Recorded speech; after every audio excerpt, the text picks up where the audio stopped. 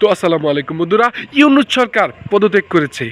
উপদেষ্টা আসিফ নজরুল পালিয়েছে কানাডায়। তো এমন সংবাদ শোনার অপেক্ষায় সবে ডক্টর ইউনূস স্যার আপনি ফেলিওর হবেন, 100% ফেলিওর হবেন। কল্পিতভাবে আগুন লাগানো হয়েছে। আমরা এলাকার তো অফিস বন্ধ ছিল। আপনারা জানেন এখানে শর্ট সার্কিটে অতিরিক্ত লুট পাওয়ারও কোনো সুযোগ নাই, যেহেতু এসি গুলো বন্ধ ছিল। তাহলে এখানে আগুনটা ওই 6 তলার ভিতরে কিভাবে লাগবে? ওটা কি আমি সিগারেট খেয়ে ফেললাম না? হিসাবগুলো তারা পরে ফেললো, বাকিগুলা রাখলো যেগুলোর ভিতরে হজবর হলো। আরেকটা এরকম অভ্যুত্থান হবে, সেটা হোক আরো 5 বছর পর হোক, 10 বছর হোক, এই জুলাইয়ের মতো আরেকটা অভ্যুত্থান হবে। ভাঙা গাড়িটা যদি রোড পরিষ্কার করতে চান তত যানজট লাগতেই থাকবে, যানজট তো লাগবেই। ওটা রিজেক্টেড গাড়ি, রিজেক্টেড গাড়ি পরিবর্তন করতে হবে যদি রাষ্ট্র পরিচালনা করতে হবে। আগুন লাগানো হয়েছে। আমরা এলাকার তো অফিস বন্ধ ছিল। আপনারা জানেন এখানে শর্ট সার্কিটে অতিরিক্ত লুট পাওয়ারও কোনো সুযোগ নাই, যেহেতু এসি গুলো বন্ধ ছিল। তাহলে এখানে আগুনটা ওই 6 তলার ভিতরে কিভাবে লাগবে? ওটা কি আমি সিগারেট খেয়ে ফেলে দিচ্ছি? এগুলো তো জাতির সামনে তো এগুলো বলতে পারবে না। এটা পরিকল্পনা করে লাগানো হয়েছে এই রিক্সা চালকদেরকে তাদের মৌলিক অধিকার থেকে বঞ্চিত করার জন্য। এই যে 53 বছরের হিসাব দেখাবে যে আমাদের সচিবালয়ের সব কাগজ পড়ে গেছে, তো আমরা রিক্সাওয়ালা যে অধিকার বঞ্চিত, আমাদের এই কথা সার্ভিসের বিগত সফলতা গুলো আপনারা দেখেন, যে সফলতা গুলা দেখলেই আমরা বুঝবো যে তাদের সক্ষমতাটা কি রয়েছে। বঙ্গবাজারে 50টা ইউনিট কাজ করার পরে একটি দোকানকে তারা রক্ষা করতে পারেনি। সচিবালয়ের যে কয়েকটা ভবন রক্ষা পেয়ে গেছে, এটা তো পরিকল্পনার একটা মাধ্যম মাত্র।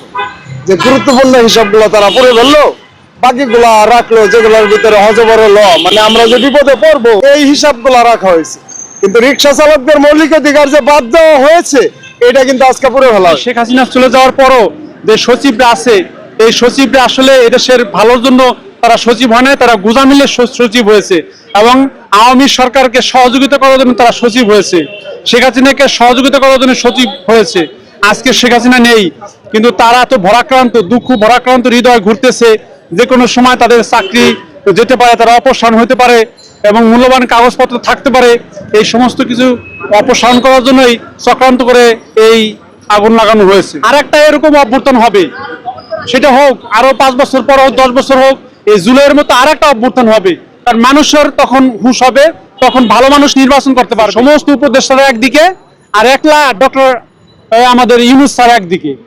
সমস্ত উপদেষ্টারা চাইতেছে দেশটাকে আবার সেই একটা হোক, যুদ্ধ হোক, আবার কিছু হোক, আবার সেই সরকার আসুক।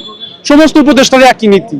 তারা তো অকেজো মানুষ, বয়স হয়ে গেলে তাদের বল থাকলে বুদ্ধি থাকে, মনের জোর থাকলে বুদ্ধি থাকে।